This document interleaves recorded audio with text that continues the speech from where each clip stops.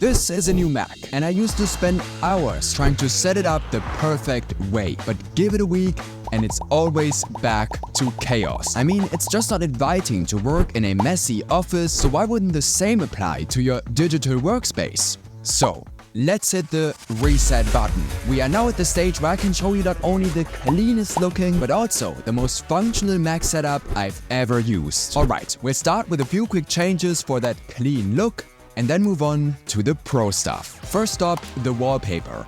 Of course, that's personal preference, but I'm all about that color gradients with a nice blur. It kind of adds a sense of depth to the screen and makes your windows really pop out. You can get my blurred wallpapers for free, link down below. The dock is a place only for the apps I use every single day. I drag all other apps out and open them through the launchpad or Spotlight search when needed. For the same reason, in the desktop and dock settings, I always switch off suggested and recent apps, which removes this part of the dock. Plus, while we're here, let's automatically hide the dock for both the clean look and that extra inch of vertical screen space. Very neat. For those of you who want the ultimate clean look, the Finder settings lets us remove the hard drive and external drive icons from the desktop. Now, many people swear by this, but I try to avoid sticking random files onto my desktop whenever possible. Now, I do sometimes break that rule,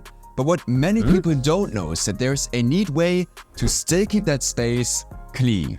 Back in the desktop and dock settings, we can uncheck show items on desktop. This kind of gives us the best of both worlds. You can drop off files here, but they are automatically hidden and won't distract you when you're in an app. Plus, you can now share your screen at work without accidentally revealing the hidden for a reason parts of your personal life. Now, there's only one widget here, and that's the Day Hub app from my iPhone. It does nothing more than show my upcoming events, synced from Apple Calendar, and I use it for two reasons. One, the simple design and color options, and two, that it prepares me for all upcoming events, whilst the native Apple Calendar widget only shows the events of the current day, which are often none. Oh, and before I forget, the moment I get my hands on a new Mac, I tweak the display setting, because by default, macOS is just slightly too bloated for me, whilst the more space scaling option is perfect. I mean, just look how much more apps and content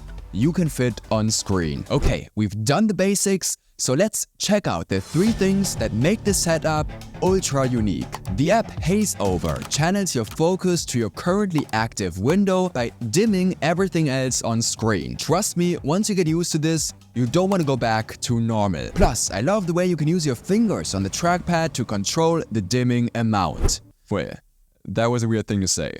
I'm a huge fan of the Command-H shortcut to hide apps like music when they're just running in the background. Now, not many people know this, but hiding apps gets even better when you paste this command into the terminal app. From now on, all hidden apps show as translucent in the dock, so you don't lose track of what's running and what's not. Up to my menu bar, I've pinned 3 shortcuts that I use non-stop. One to open my iCloud keychain passwords in the settings, another to control my office slides with just one click, and a super handy one that lets me paste in a link and get a shortened version back. You can download those shortcuts in the video description. Okay, we've made quite a lot of progress, but here's the thing, we can't not talk about the heart of your Mac, aka file management. If your Finder isn't organized, your Mac isn't really either. So, let's get 5 quick Finder changes out of the way. In the Finder settings, we can uncheck every sidebar item we don't need, and just by chance,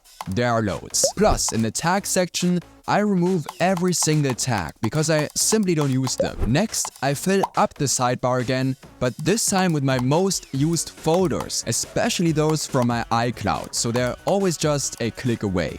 And change my mind, but the best viewing option is the list view. Forget the big icons, list view is easier to navigate, takes up less space, and displays additional info such as file sizes, file types, and dates. And it gets even better when you hit Command and +1 so that you've also got a bigger icon preview too. Speaking of which, because I deal with many image and video files, I always had to view and enable the item preview to quickly glance at any file. And as we like to minimize repetitive workflows, I love creating templates, but with a small twist. For documents I need to create over and over again, like invoices, I make one template file. Then I hit Command and I, and in the info panel, we can tick stationary pad. Now, every time you open that file, you automatically get a clean copy. Saves loads of time, plus you never again have to face the "oops, I edited the template" horror. I've tried hundreds of web browsers on my Mac, but I just keep on coming back to Safari. Now, you might say, "It lacks so many features and is near to non-customizable." And you'd be right.